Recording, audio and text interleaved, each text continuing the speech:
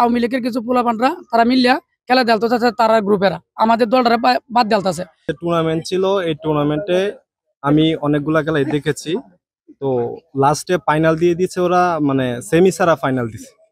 তা আমি এটাই দাবি করছি যেন বৈধভাবে খেলাটা হয়, সেমি দিয়ে খেলা হয়, যেন কোনো প্রকার গ্যাঞ্জাম না হয়, আমাদের গ্রামের যেটা ঐতিহ্য একটা সুনাম সেটা যেন বজায় থাকে, এটাই আমি দাবি করছি। জায়গায় যে রাতে শান্তি সুষ্ঠু মতে খেলাধুলাটা শেষ হয় বা সেমিফাইনাল দেয়া তারা সংশোধন করে খেলা দিবে, যাতে গন্ডগোল না হইতে পারে।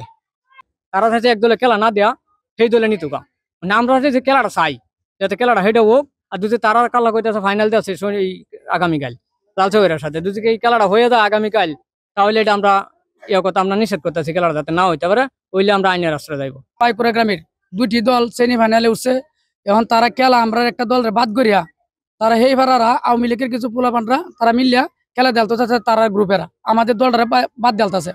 এই কারণে তারা আরো ডর ভয় দেওয়া আমরা মারবো কাটবো। এরপরে আমরা এই কারণে ডর ভয় শুনিয়া আমরা পূর্বতলা থানাত গেছি, টিউন অফিসে গেছি, সেনাবাহিনী ক্যাম্পে গেছি, আমরা নেত্রকোনা ডিসি অফিসে গেছি, এসপি অফিসে গেছি, সব জায়গায় আমরা অভিযোগ দিতে হয়েছি।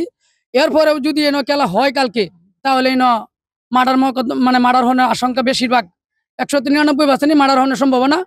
তারা আমরা কাছ থেকে জোর করে এভাবে খেলা নিয়ে এটা আমরা চাই না। সুন্দর সুস্থ খেলা হোক, প্রয়োজনে আমরা অনেক খুশি থাকবো, আর না হয় আমরা এটা এভাবে আমরা মানবো না। আমরা যতটুকু যাওয়ার লাগে আমরা যাবো।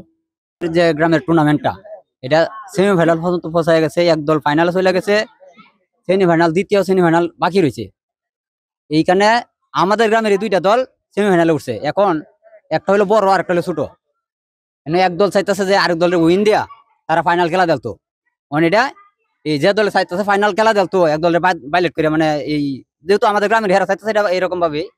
এখন আমি এটা সঠিক জানি না, জোরে করতেছে না সম্মতার মাধ্যমে করতেছে, এটা আমি ছিলাম না, জানতাম না। এক তো যাচ্ছে আর যে দলটা বাদ দিচ্ছে এটা জানেই না।